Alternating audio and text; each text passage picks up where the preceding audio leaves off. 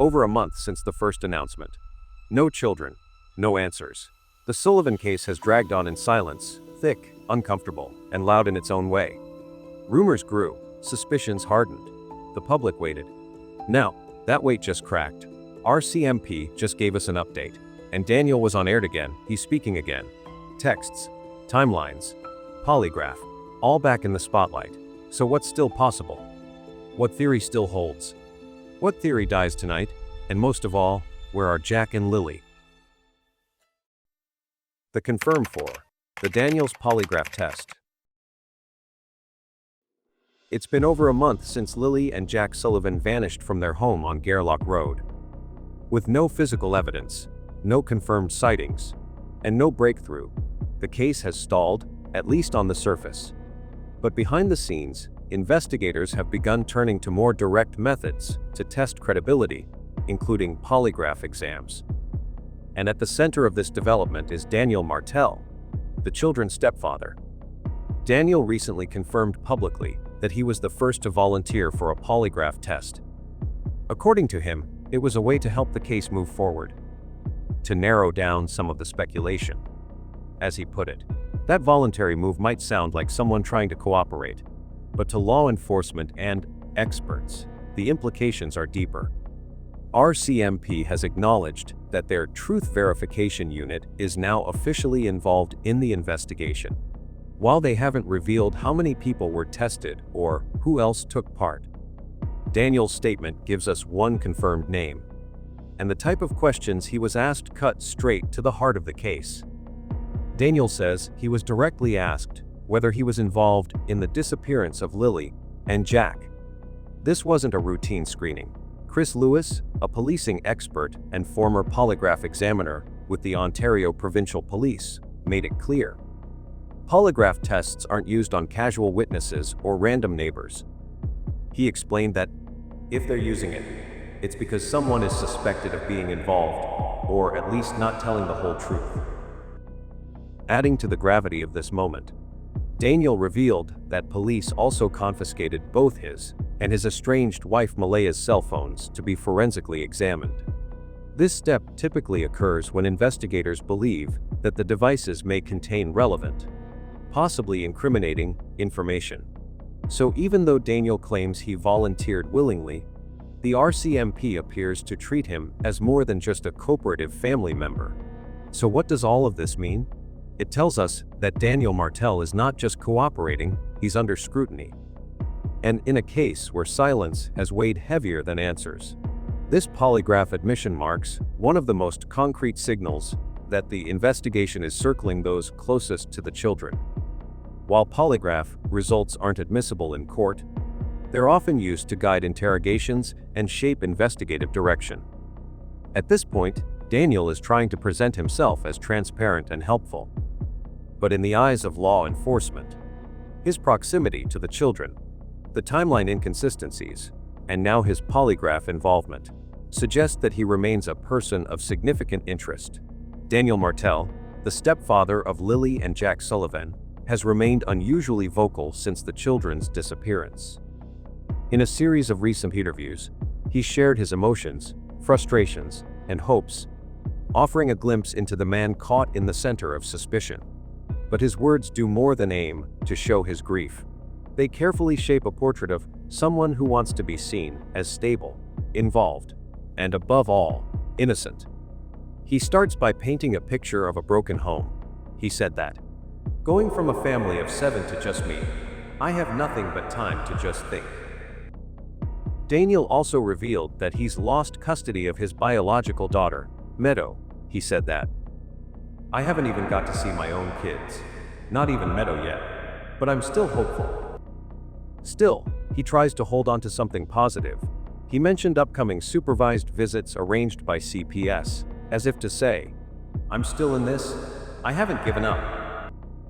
Throughout his interviews, one theme repeats: Daniel wants people to know he cares. "I just want everybody to focus outward. Focus on the kids. The kids are the main priority, and that'll never change." It's a statement that sounds like something any loving parent would say. But given the context, the rumors, suspicions, it's also a reminder. A way of saying, "Don't look at me. Look at what really matters." He also commented on the investigation. He thanked the public for sending in tips, even while expressing disbelief that nothing concrete has been found. "It's kind of mind-boggling that there's not been any evidence at all." There's genuine confusion in those words, but there's also distance. It's the voice of someone who can't, or won't, explain what happened. Someone who, despite living in the middle of it, claims to know as little as anyone else. At one point, Daniel made a more personal statement, one that feels like a reflection of identity. "I want to go back to the old Daniel." That version of himself, he implies, was a better man. A decent father. Someone whose name didn't come up in conversations about missing children. Now, with the community watching and the police digging, he seems to want not just redemption, but erasure of the damage already done. Finally, Daniel reminded people that he volunteered for a polygraph test. He says he was the first to do so. "I know would be a big help in the case. Just provide more evidence." This wasn't a man being dragged in by investigators. It was someone stepping forward, according to his own account.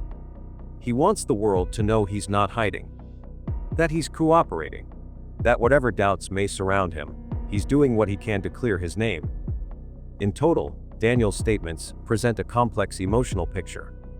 There's sorrow, there's fear, but there's also intention. He wants the benefit of the doubt, and he wants it publicly.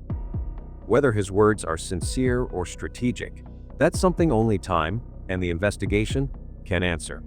In conclusion, Daniel Martell's voluntary polygraph test might appear, at first glance, like a bold move, something only an innocent person would do. But in the context of how law enforcement handles these tools, it tells a very different story.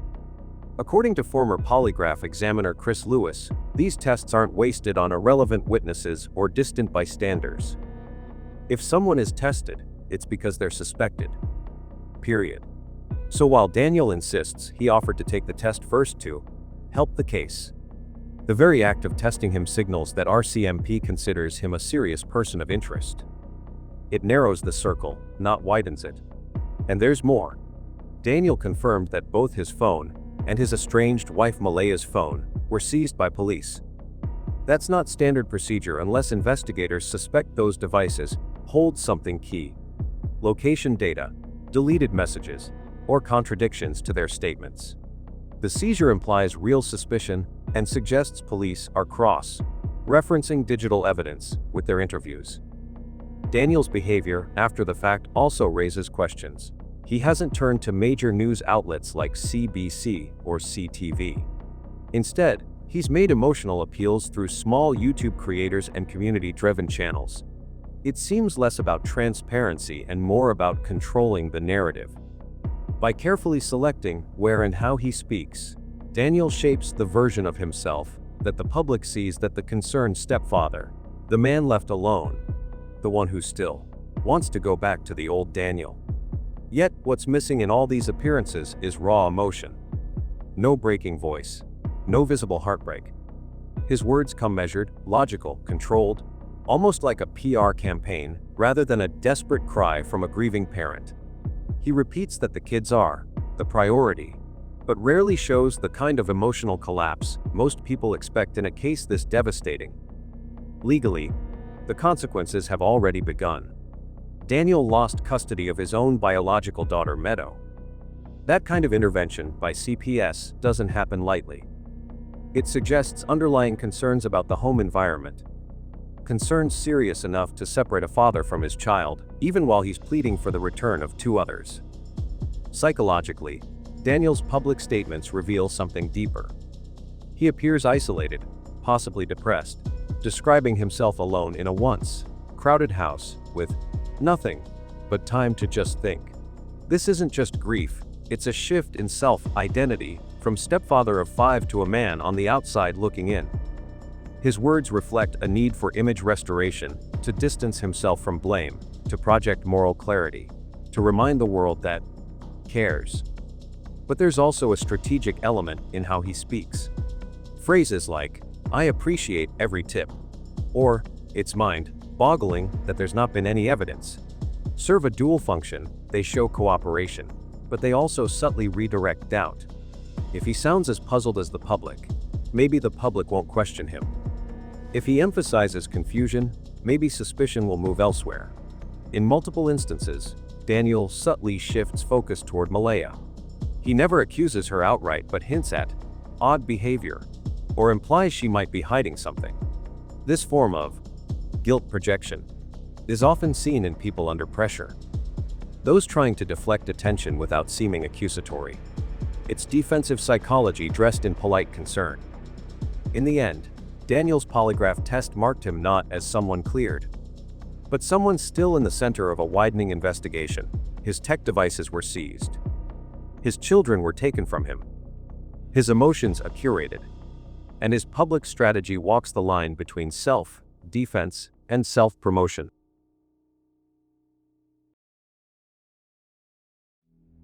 RCMP's announcement. On June 11, 2025, RCMP released a significant update on the investigation into the disappearance of 6-year-old Lilly Sullivan and 4-year-old Jack Sullivan.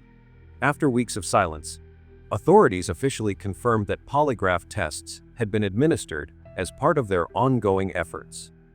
This was the first time the RCMP acknowledged the involvement of their Truth Verification Unit, a clear sign that the case is advancing beyond general leads into targeted investigative territory. RCMP CPL Guillaume Tremblay stated publicly that their polygraph specialists were engaged and currently reviewing responses from individuals tested. However, police did not disclose who had taken the test, how many were administered, or what the results were. They emphasized that withholding this information was necessary to preserve the investigation's integrity and to protect the anonymity of those involved. Chris Lewis, a former polygraph examiner with the Ontario Provincial Police, and now a policing expert with CTV, weighed in on the news. According to Lewis, polygraphs are only used when someone is under genuine suspicion, not for casual witnesses or bystanders. He explained, "You don't do polygraph tests on people who just heard or saw something. If they're tested, they're suspected." This perspective added weight to the idea that anyone subjected to a polygraph is considered by police to be a person of interest. RCMP staff's G. Rob McCammon made it clear that no theory has been ruled out. He said that all scenarios are being considered, and we've engaged every tool and resource at our disposal.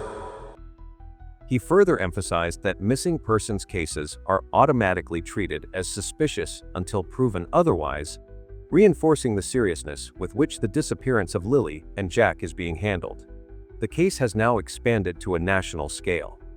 More than 11 RCMP units in Nova Scotia are involved, along with support from the National Centre for Missing Persons, the Canadian Centre for Child Protection, and law enforcement agencies at both provincial and municipal levels. This kind of collaboration signals a deep, resource-intensive commitment to solving the case. Police confirmed that Lilly and Jack were last seen on the morning of May 2 at their home on Gairloch Road in Lansdowne Station, Nova Scotia. The day before, on May 1, the children were spotted in public with family members. These sightings helped narrow the timeline for investigators, but haven't yet led to any breakthroughs. Since the children went missing, police have received 488 public tips and collected hundreds of hours of video footage from the surrounding area. They specifically requested video from Gairloch Road between 12 p.m. on April 28 and 12 p.m. on May 2. RCMP also secured judicial authorizations to search and analyze personal devices, suggesting a forensic dive into phones, texts, images, and GPS data. The physical search for Lilly and Jack has been massive. The initial air and ground operation covered 5.5 square kilometers of rugged, wooded terrain. It involved hundreds of searchers, police dogs, helicopters, and even divers. That search was scaled back after 5 days, but targeted operations resumed on May 8, 9, 17, 18, 31, and June 1. Most recently, 78 trained personnel combed areas near Gairloch Road and a nearby pipeline, where a boot print had once been discovered. The RCMP continues to urge anyone with knowledge about the children's disappearance to come forward.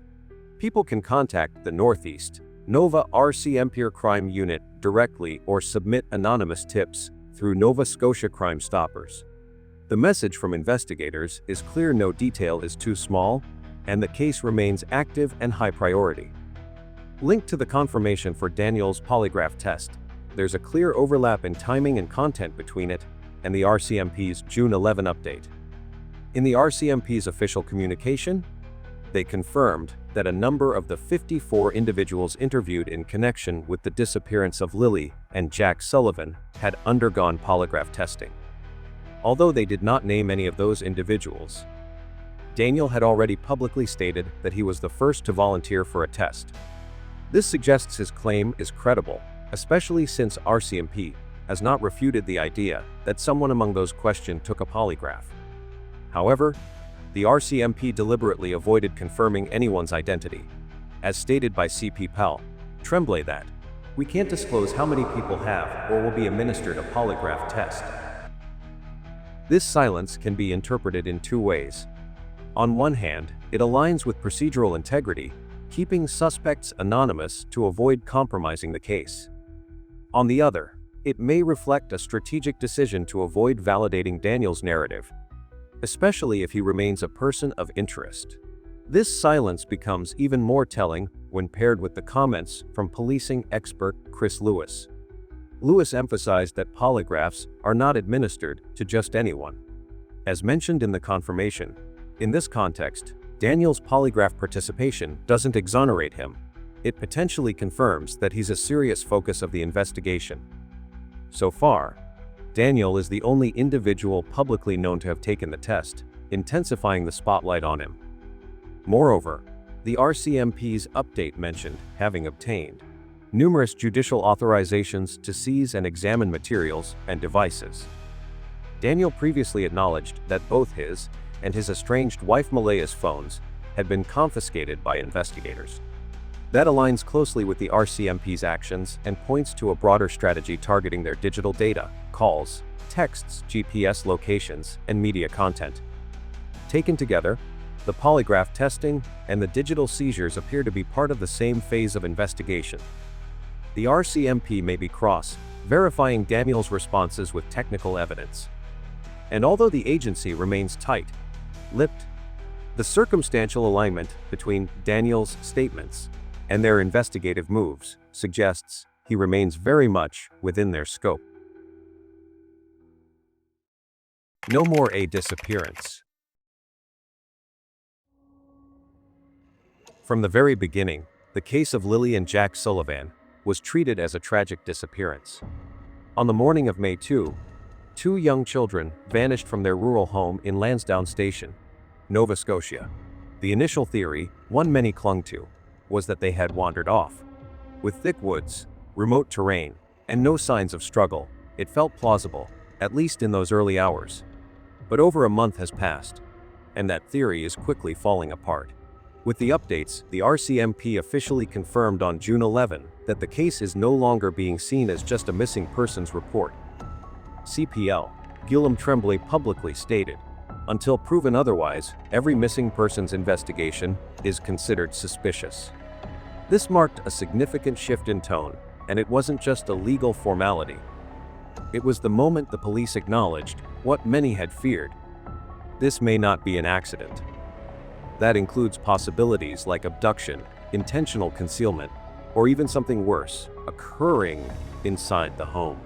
Investigators are now looking closely at everyone connected to the children, including family members and anyone who had access to them.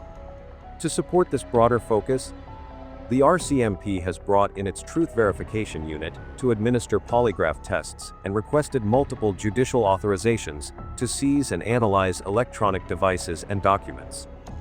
These are not standard steps in wander-off scenarios. They're advanced measures used in serious criminal investigations. And they send a strong message. This is no longer about finding a trail in the woods. This is about finding the truth, wherever it may lead. Interestingly, while no one has officially been named a person of interest, certain individuals, like stepfather Daniel Martell, have come under heightened scrutiny. polygraph testing and the seizure of personal devices align with standard procedures when authorities suspect someone might be withholding information. The RCMP's refusal to confirm or deny who was tested keeps their hand close to the chest, but it also reinforces how serious the investigation has become. What's more, the case has now escalated to involve national agencies. More than 11 RCMP units across Nova Scotia are working alongside the National Centre of Missing Persons, the Canadian Centre for Child Protection, and law enforcement bodies across Canada. This level of collaboration indicates the RCMP believes the case may extend beyond local boundaries, and that the stakes are much higher than initially understood. Together, these developments make one thing clear. The case of Lilly and Jack Sullivan is no longer a question of where they went. It's now a question of who knows what really happened and why they haven't come forward. For the case itself, the most alarming part has been the complete absence of physical evidence. Despite extensive search efforts, investigators have found no trace of Lilly or Jack, no clothing, no shoes, no backpacks, no items of comfort, and no signs of struggle or forced movement in or around the home. The house is clean. Too clean. As if nothing ever happened. Surveillance footage, which RCMP painstakingly collected from the surrounding area, including hours of video from Gairloch Road between April 28 and May 2, offered nothing. Not a single camera captured the children leaving the home. No passerby has come forward to say they saw them that morning. It's like the kids vanished into thin air. Even potential secondary crime scenes have yielded nothing. Police combed through the residence, the yard, outbuildings, septic tanks, wells, abandoned mines, and drainage culverts. No blood. No hair. No footprints. No cleanup marks. No indication that any place, other than the home, played a role in the disappearance. Electronic devices were seized, including phones and computers from Daniel Martell and Malaya, but so far, RCMP has not announced any digital breakthrough. The silence from the data is just as loud as the silence in the house. There are no biological markers. Cadaver dogs never signaled to decomposition. No blood, no urine, no unusual fluids or smells, no traceable DNA. The very tools usually used to build a case have come back empty. As for direction or destination, there isn't one. Police have said there's no credible lead indicating which way the children might have gone, or if anyone was with them. Except for one old boot print found near a pipeline. A clue that's gone nowhere. There's no path, no trail, no progression, just void. Former police expert Chris Lewis described the situation as mind-boggling. With no hard evidence to follow, investigators are left chasing speculation, public tips, and digital traces. And that, more than anything, reflects just how strange and how haunting this case truly is. RCMP confirmed they had collected and reviewed hundreds of hours of surveillance footage from around Lansdowne Station, with a focus on Gairloch Road and the surrounding area. The time frame under review stretched from 12 p.m. on April 28 to 12 p.m. on May 2, which includes the last known window before the children disappeared. And yet, not a single video clip has shown the children leaving the house or being seen in public after the afternoon of May 1. While there have been some reports suggesting that footage may exist showing the children, the time and location of those recordings remain unclear. As a result, many in the public have raised serious questions about the reliability and relevance of these potential clips, especially since authorities have not officially confirmed any such videos as credible evidence. Even more telling, no eyewitness has come forward to confirm seeing the children at any point on the morning of May 2. Not one neighbor. Not one passing driver. Despite the area being rural, it's not completely isolated. The absence of human confirmation is a glaring red flag.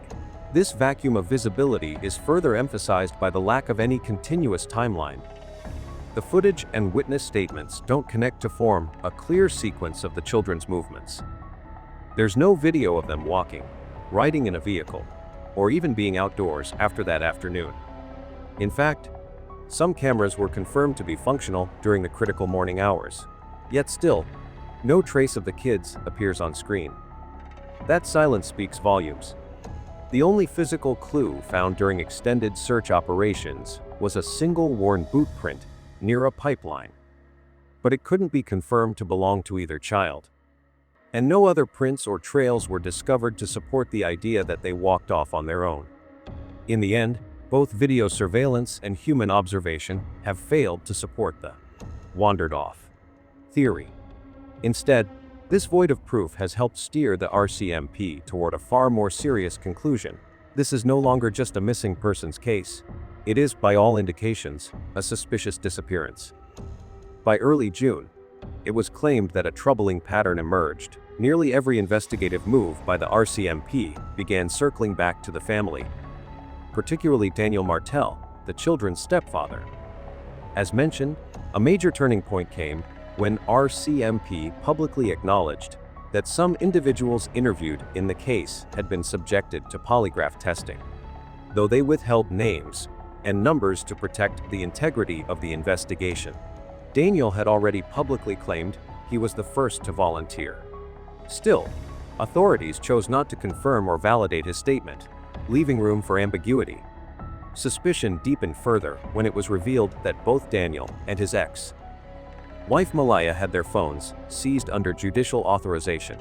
RCMP later confirmed that investigators had obtained multiple warrants to examine personal devices, actions rarely taken unless investigators are pursuing targeted leads.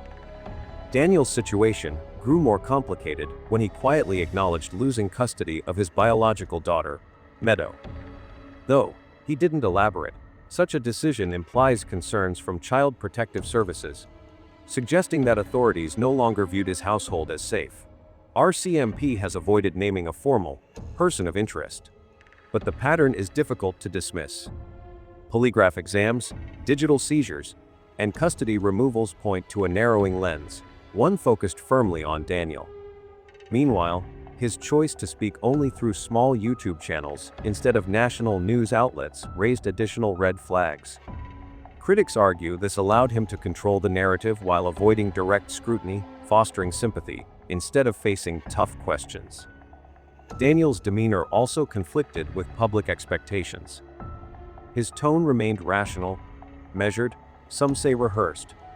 For many, this emotional detachment stood in sharp contrast to what a devastated parent might typically display. And while there's still no direct evidence of wrongdoing, the cumulative weight of investigative actions, shifting away from the wandered off theory and zeroing in on those inside the home, has changed everything. After all, there is no longer any foundation to maintain the wandered off assumption. With no footage, no eyewitnesses, no trail, and no physical evidence, the theory collapses under scrutiny.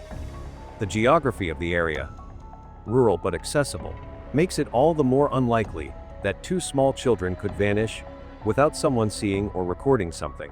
Most telling of all, RCMP actions reflect this shift. They've engaged criminal investigative units, conducted polygraph examinations, and executed digital seizures, measures far beyond what's used in standard search and rescue. All signs point to the conclusion that this is not a case of children simply getting lost. In summary, the wandered off theory has lost all practical and investigative value. The RCMP is now fully invested in exploring criminal scenarios, ranging from abduction and concealment to potential foul play involving someone inside the home. The search for answers continues, but it is no longer framed around an innocent accident. The theories of abduction. With the wandered off explanation now effectively ruled out by both evidence and investigative tone, we're left with a far more unsettling question. If Lilly and Jack didn't leave on their own, then what did happen to them? From here, the investigation shifts into the realm of criminal theories, each one darker, more complex, and deeply uncomfortable. Let's examine the possibilities still on the table. The idea that a complete stranger entered the house and abducted Lilly and Jack is increasingly implausible. Despite the RCMP reviewings of hours of surveillance footage from the area surrounding Lansdowne Station, including Gairloch Road, Not a single image captured an unfamiliar individual entering or leaving the property on the morning of May 2. No neighbors, passersby, or cameras recorded any suspicious presence. In addition, there were no signs of forced entry or disturbance. No broken locks, no damaged doors, no overturned furniture, no physical evidence of a struggle. In a home occupied by 5 people, the notion that a stranger could enter, abduct 2 children, and leave without causing a sound or being noticed borders on the impossible. The only caveat is this, stranger may not be entirely unknown. It's possible the person had a pre-existing connection to the family, visited before, or was allowed access, especially if aided by someone inside the home. In contrast, the theory that someone familiar with the children, and possibly the household, was involved aligns far more closely with the facts. A known individual would have the ability to enter the home without arousing suspicion, especially if they lived there or had done so previously. They would know the layout of the house, the routines of the adults, and when the children might be unsupervised. More importantly, a familiar face could lure or guide the kids without causing them to scream or resist, which would explain the total absence of noise or alarm during the crucial window of disappearance. There are no camera recordings showing the children leaving, no signs of struggle, no evidence of coercion. This strongly supports a theory where the abduction occurred quietly and without confrontation, something only possible if the kids trusted the person who took them. RCMP have not identified any outside suspects from the more than 488 public tips and exhaustive video review. There's no record of an unknown vehicle or intruder. That void shifts the investigative lens inward. There were no broken doors, no smashed windows, no signs of physical intrusion. Nothing to suggest someone breached the house. If Lilly and Jack were taken from inside, it was likely by someone who already had access, either through living arrangements or trust. No alarms were raised that morning. No family member reported hearing anything suspicious. This silence implies the abduction, if it occurred, was not perceived as a threat at the time, or was orchestrated by someone who belonged there. Daniel Martell, the children's stepfather, has stated that he was the last person to see Lilly and Jack alive on the morning of May 2. In many missing child cases, this detail alone doesn't make someone a suspect. But in this case, it matters, because Daniel has since been revealed to have undergone a polygraph test, had devices seized by police, and lost custody of his biological daughter shortly after. There's no confirmed person of interest, but the spotlight keeps circling back to Daniel. His proximity to the children, combined with investigative actions focused directly on him, make him a central figure in the developing suspicion. However, Daniel may not be the only one under scrutiny. Increasing attention is also turning toward Cody, the biological father of Lilly and Jack. While not as publicly discussed, he has reportedly been interviewed by RCMP, and some speculate he may also be undergoing similar investigative scrutiny. If past patterns hold, such as Daniel's polygraph being confirmed only after his own disclosure, then Cody's status may soon come to light as well. If both men close to the children are being questioned in depth, this suggests investigators are methodically working through those with the most access and motive. All available evidence, or more accurately, the lack of evidence supporting any other scenario, points inward. If this was a kidnapping, it wasn't a break-in. It wasn't a van on a rural road. It was likely an act carried out by someone already trusted within the home. The house wasn't breached. No one saw a stranger. No one heard the children leave. Only those inside the house that morning had the access, timing, and opportunity. That narrows the field dramatically, and now, both Daniel Martell and possibly Cody find themselves in the center of mounting suspicion. As the investigation into the disappearance of Lilly and Jack Sullivan deepens, one question grows louder. Where did the abduction take place? All available evidence, or rather, the stunning lack of it, suggests that the act most likely occurred inside the family home, not outside. First, no one saw the children after the afternoon of May 1. RCMP confirmed that no neighbor, passerby, or community member came forward to say they saw the kids on the morning of May 2, the time frame when they were reported missing. This total absence of eyewitnesses is already a red flag, especially in a community where a child wandering off would likely attract attention. Second, there is no physical evidence that the children ever left the property. No footprints, no scattered belongings, no trails, and no disrupted vegetation were discovered. The only potential clue, a single worn boot print near a pipeline, was inconclusive and not connected to either child. More importantly, there was no continuous set of tracks that would indicate a direction of travel. Third, there were no signs of an outdoor struggle or a crime scene beyond the home. No drag marks, no overturned items in the yard, no indicators of resistance or forced removal. This absence extends to the entire surrounding area, including the woods, the gravel roads, and nearby paths. If an abduction occurred, it left no external trace. Fourth, RCMP have not recorded or released any surveillance footage showing a suspicious vehicle or an unfamiliar person entering or leaving the area. Despite collecting hundreds of hours of camera data, there is no evidence of an external actor approaching the home. Then there's the issue of total silence inside the house. On the morning of May 2, no one reported hearing strange noises, sudden movement, or any disruption that might accompany a kidnapping. The home had multiple residents. For someone to sneak in, extract 2 children, and leave unnoticed defies logic, unless the person was already inside, or had access without raising alarm. All these factors feed into the most plausible theory yet. The children were taken from inside the house. There's no physical evidence pointing outside. There's no camera footage or witness accounts. What remains is the unsettling possibility that the abduction happened quietly, from within. The person responsible may have already been in the house that night, or was someone the children trusted enough not to raise a fuss. Lastly, this theory is unofficially supported by RCMP's own strategic shift. The case has moved from a missing person status to being labeled suspicious.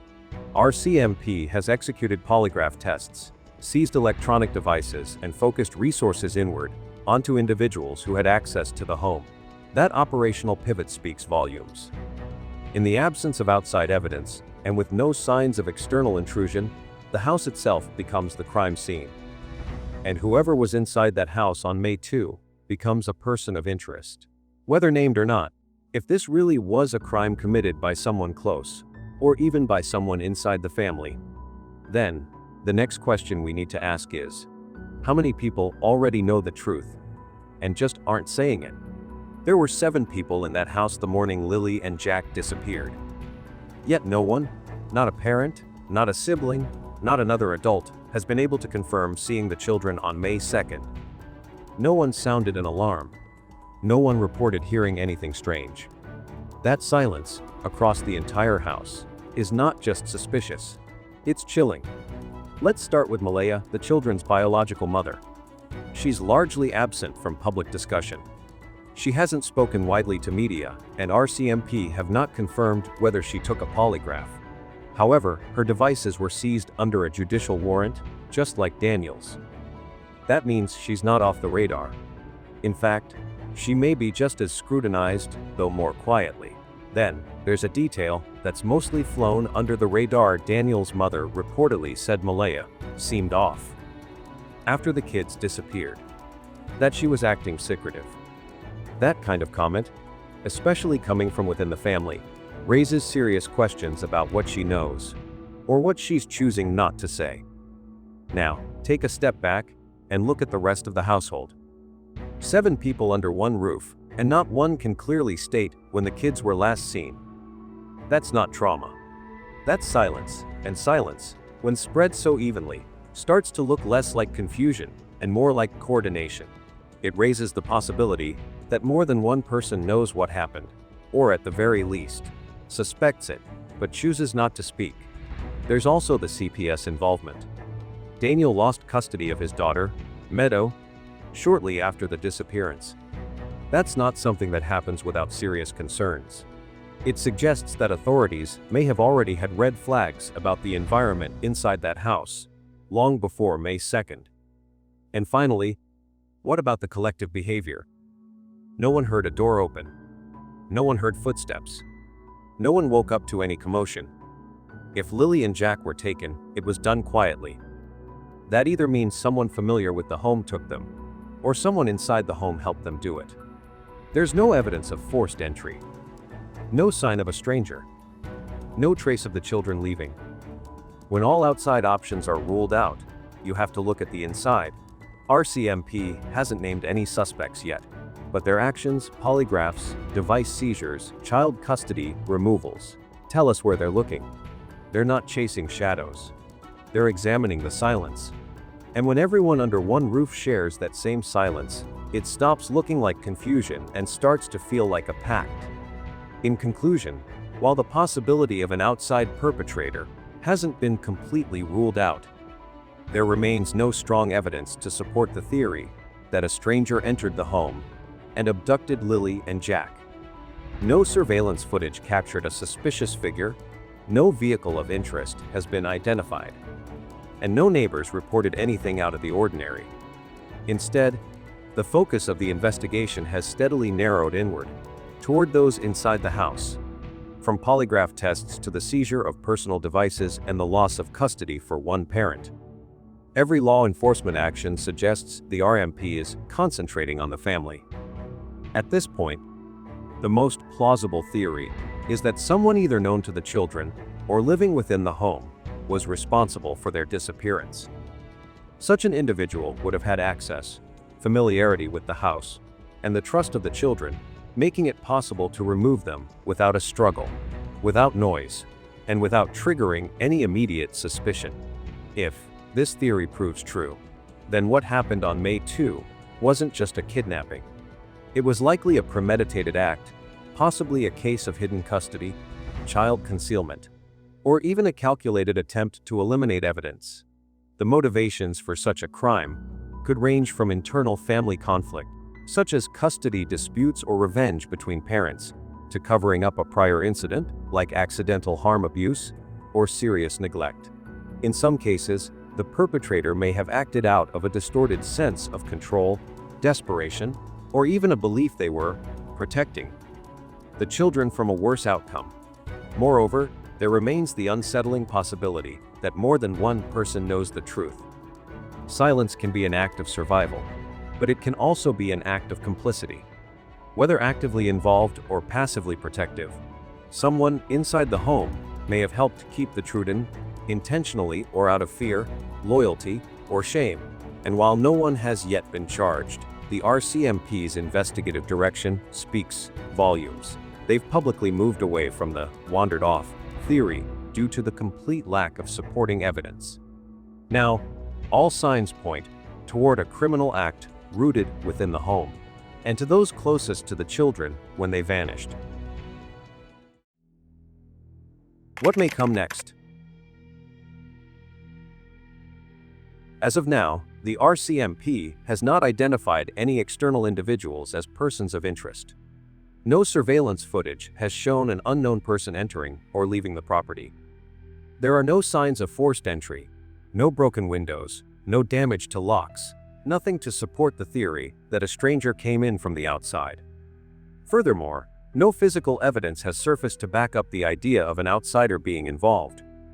In light of these gaps, investigators are expected to focus their next steps inward. This likely means more in-depth interrogations, re-examinations of existing witness statements, and a closer analysis of any contradictions or gaps in the stories of those who were in the house that morning. If the RCMP gathers compelling evidence from the seized devices or forthcoming interviews, the next phase could involve formal criminal charges. Depending on the strength and nature of that evidence, law enforcement may move to detain a suspect, especially if there's concern they might destroy evidence or attempt to flee. Public pressure has been mounting, and it's plausible that a press conference could be held in the near future to share significant updates or name individuals involved. The next steps could mark a crucial shift from investigation to prosecution. There were 7 people in the home, and not one of the others reported hearing anything unusual, seeing the children, or sounding an alarm. This silence raises troubling questions. Was it indifference, or something more deliberate? It is becoming increasingly likely that investigators will bring others from the household into the scope of inquiry. These individuals may be questioned as witnesses, but if evidence points to intentional silence or cooperation in concealing the truth, they could face accusations of aiding or abetting, obstruction of justice, or conspiracy to cover up a crime. As of now, the RCMP has not identified any external individuals as persons of interest. No surveillance footage has shown an unknown person entering or leaving the property. There are no signs of forced entry, no broken windows, no damage to locks, nothing to support the theory that a stranger came in from the outside. Furthermore, no physical evidence has surfaced to back up the idea of an outsider being involved. In light of these gaps, investigators are expected to focus their next steps inward. This likely means more in-depth interrogations, re-examinations of existing witness statements, and a closer analysis of any contradictions or gaps in the stories of those who were in the house that morning. If the RCMP gathers compelling evidence from the seized devices or forthcoming interviews, the next phase could involve formal criminal charges. Depending on the strength and nature of that evidence, law enforcement may move to detain a suspect, especially if there's concern they might destroy evidence or attempt to flee. Public pressure has been mounting, and it's plausible that a press conference could be held in the near future to share significant updates or name individuals involved. The next steps could mark a crucial shift from investigation to prosecution. Daniel is currently the only person who claimed to have seen Lilly and Jack on the morning of May 2. Yet there were 7 people in the home, and not one of the others reported hearing anything unusual, seeing the children, or sounding an alarm. This silence raises troubling questions. Was it indifference, or something more deliberate? It is becoming increasingly likely that investigators will bring others from the household into the scope of inquiry. These individuals may be questioned as witnesses, but if evidence points to intentional silence or cooperation in concealing the truth, they could face accusations of aiding or abetting, obstruction of justice, or conspiracy to cover up a crime. Perspective from the Mi'kmaq community. From the viewpoint of an elder within the Mi'kmaq community, the theory that Lilly and Jack Sullivan simply wandered off is not only implausible, it's absurd. Drawing from lived experience and cultural intuition, the speaker emphasizes that 6-year-old Lilly would never have let her younger brother, Jack, stray into the thick forest alone. In the damp, cold weather of early May, with snow still recently reported in nearby Cobequid, it would have been far more natural for the children to walk down the road rather than into the woods. And if they had entered the forest, especially Lilly, their cries would have been heard. There was no sound, no trace, but beyond the improbability of the wandered off scenario, what raised even more concern was the conspicuous absence of active search involvement by the Brooks family, particularly members like Henrik's, Malaya's father, a known expert in hunting and tracking. In a case where every second counted, the silence and inactivity from a family known to be caring and protective triggered quiet suspicion in the local community. If the family truly believed the children were out there in the woods, nothing would have kept them from searching, unless they already knew the children weren't there. The speaker offers critical cultural and historical context. The Brooks family, part of the long-standing Mi'kmaq Paul lineage, is well known in Nova Scotia, not just for their artistic talents, but for their close-knit, guarded nature and a rebellious stance toward police and governmental authority. This protective instinct, especially toward family, is deep-rooted. Past incidents, like those involving David Brooks, Brad Brooks, and Stanley Brooks, all reinforce this narrative. The family doesn't easily yield to outside systems. They resist. Adding emotional weight is the unsolved case of Tanya Brooks, a member of the same family. whose 2009 murder remains a painful symbol of systemic neglect toward Indigenous women. Despite multiple theories about who killed her, and even public knowledge of potential suspects, no arrests have ever been made. The failure to deliver justice for Tanya reflects a broader reality: thousands of missing and murdered Indigenous women and girls whose cases remain unresolved. Officially, over 4,000 Dido are acknowledged by the government, with Amnesty International estimating that number closer to 11,000, figures that are 4 times higher than the national average. It's within this cultural backdrop that the speaker poses a powerful and unapologetic answer to a frequently asked question. Why would the family hide the children? To Indigenous families, especially young mothers, that question itself is insulting. The answer lies in a generational trauma, the legacy of the 60s scoop, and its modern continuation, known as the Millennium Scoop. These were government-backed practices of disproportionately removing Indigenous children from their homes, often without solid justification, under the guise of child welfare. In this environment, hiding one's children isn't criminal, it's protective. It's cultural survival. The speaker shares first-hand accounts of Indigenous mothers who have recently lost their children to the system due to weak or arbitrary reasons. Like a father's suicide. It's not paranoia. It's history repeating itself. Within the Mi'kmaq community, it is understood. If there is a risk of children being scooped, you hide them, often with other family members, until they are old enough to avoid state apprehension. So, when people online or in the press ask why the family isn't talking, or why someone might go so far as to disappear their own children, the answer from this Mi'kmaq elder is brutally honest and culturally grounded. We would. In that sentence lies the full weight of resistance, trauma, and the fierce will to protect one's own, no matter the cost. How Canada fails its Indigenous children. The disappearance of Lilly and Jack Sullivan cannot be fully understood without placing it within the broader context of how Canada has systemically treated its Indigenous populations. At the core of this case is not just a tragedy involving 2 missing children. It is a reflection of long-standing failures, cultural erasure, and institutional neglect that continue to affect Indigenous communities across the country. One major theme is the issue of systemic violence and discrimination toward Indigenous people in Canada. The social history includes disturbing patterns, missing and murdered Indigenous women, disproportionately high rates of incarceration, poverty, suicide, and substance abuse within Indigenous communities. These aren't isolated statistics. They are the result of generational trauma and a justice system that often treats Indigenous lives as less worthy of urgency or transparency. Several historical parallels demonstrate this pattern.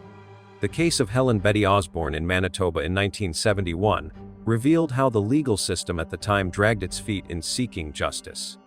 Her case was dismissed for years before even one of her assailants was brought to trial.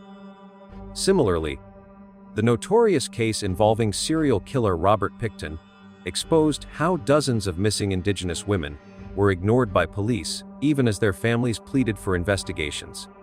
These examples are part of a repeating narrative where Indigenous people, especially women and children, vanish or are harmed, and society responds too slowly or not at all.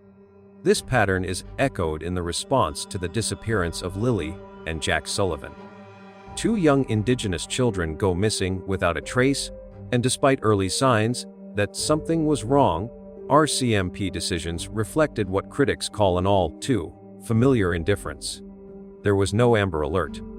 The search effort was called off quickly, despite a lack of any physical evidence or confirmed sightings. Information updates from law enforcement were sparse and unclear. These are not merely procedural flaws, they are perceived as symptoms of a deeper problem: the tendency to deprioritize Indigenous lives. Another focal point is the Truth and Reconciliation Commission, which was created to address the legacy of residential schools and pave a way toward healing and understanding between Indigenous and non-Indigenous Canadians. But the commission has been criticized for its limited scope. Unlike the model in South Africa, where perpetrators of systemic abuse, including police and government officials, testified and took responsibility, Canada's TRC focused primarily on the testimonies of Indigenous survivors. While important, this imbalance left many feeling that reconciliation was being pursued without accountability, without public acknowledgement from the government and law enforcement about their role in maintaining systemic oppression. Real reconciliation remains out of reach.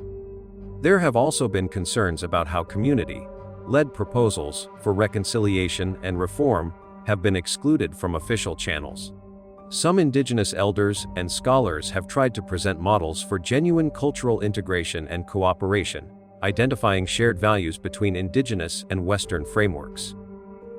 Yet, these efforts are often dismissed for being too complex, too original, or logistically inconvenient. The result is a national strategy that fails to fully include Indigenous voices on Indigenous terms. In the context of the Sullivan case, these broader issues take on a chilling immediacy.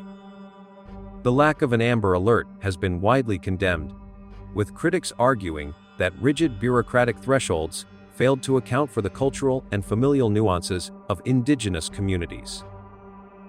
Children under the age of 10 vanish, and rather than err on the side of caution, authorities cited the absence of clear evidence of abduction to justify not alerting the public. For many, this is not just a failure of policy, it's a failure of empathy. Further compounding the outrage is the decision to call off the active ground search after just 5 days. Community members, especially those with the Sapeknikatik First Nation, saw this as an abandonment. Why halt the search when nothing had been found? Why shrink the effort instead of expanding it, especially given the risk factors, such as dense forest terrain, lack of surveillance, and the vulnerability of the missing children? Questions mounted quickly. Was the RCMP trying to quietly walk away from a case that was too complicated? Was the lack of visible effort an implicit judgment on the perceived worth of the children involved? Some community members and analysts have pointed out that the language and posture of law enforcement seemed evasive from the start. Public briefings lacked transparency. Updates were minimal, often handed out in piecemeal statements or vague acknowledgments. This information vacuum fueled widespread speculation, social media theories, and mounting distrust. People asked, is there a suspect? Are family members being investigated? If so, why the silence? And if not, what leads are being followed? The refusal to clearly engage these questions only deepened suspicions. At the heart of these concerns lies the belief that had the children been white and from a wealthy suburban neighborhood, the response would have been different, more urgent, more transparent, more accountable. That belief is not paranoia. It is rooted in decades of unequal treatment, where systemic biases have shaped how justice is delivered or denied. Critics also noted the RCMP's decision to open a press conference on May 7th with statements unrelated to the case itself, including acknowledgments of unceded Mi'kmaq land and African Nova Scotian contributions. While important in other contexts, many found this tone deaf and offensive when delivered in a forum meant to address the disappearance of 2 Indigenous children. It was seen as performative, a politically correct preamble that avoided addressing the substance and urgency of the situation. One of the most damning criticisms has been about the failure to expand the investigation geographically. There was little to no effort to check interprovincial highways, border crossings, or transportation hubs for signs of the children. This narrow focus on the immediate area surrounding the Sullivan home felt restrictive and short-sighted. Even when calls came from the family urging RCMP to consider the possibility of abduction by vehicle, authorities did not pivot. Even more troubling were reports that the family's own offers to assist with search tools, technology, and public awareness campaigns were either ignored or discouraged. There was no clear partnership between the RCMP and community advocates. This kind of siloed operation, where law enforcement views outside help as interference rather than collaboration, has long been criticized in missing persons cases, particularly those involving marginalized communities. As time went on, public communication from RCMP slowed to a near halt. Social media accounts stopped posting updates. No further press briefings were held. For many, this felt like an unofficial admission that the case was being set aside, that the children were quietly being written off. And once again, this silence echoed countless other cases, where missing Indigenous people seemed to disappear not just from their communities, but from the nation's conscience. The Sullivan case, like too many before it, is not only about two missing children. It is about the layers of historical injustice, institutional inaction, and cultural devaluation that continue to harm Indigenous families today. It calls attention to what reconciliation means when, even now, Indigenous people must plead for urgency, fairness, and recognition in moments of greatest need. Justice delayed is justice denied, but for many Indigenous communities in Canada, justice never even arrives. The disappearance of Lilly and Jack Sullivan is not just a tragic mystery. It is a mirror, held up to a system that still does not know how to listen, how to see, or how to protect the most vulnerable without doing more harm. What started as a search for two missing children has been deeper, a story about silence, distrust, cultural trauma, and systemic failure. We learn that truth does not always scream, it sometimes hides behind closed doors, whispered between people too afraid to speak. We learn that family can mean safety or secrecy, that not every parent is evil, and not every act of hiding is a crime. Sometimes, it's survival. And we learn that in a country still carrying the weight of the 60s scoop, reconciliation can't happen if we keep pretending child protection is neutral. But the most haunting lesson is this: when the truth is buried by silence, suspicion grows like weeds. If the children are alive, then someone is keeping them from the world. If they are gone, then someone is walking free, protected not just by a lack of evidence, but by a circle of silence. This case teaches us that trust is fragile, that justice without cultural understanding is blind, and that communities, especially Indigenous ones, deserve more than headlines. They deserve to be heard, believed, respected. Until the truth comes out, the question will remain, where are they?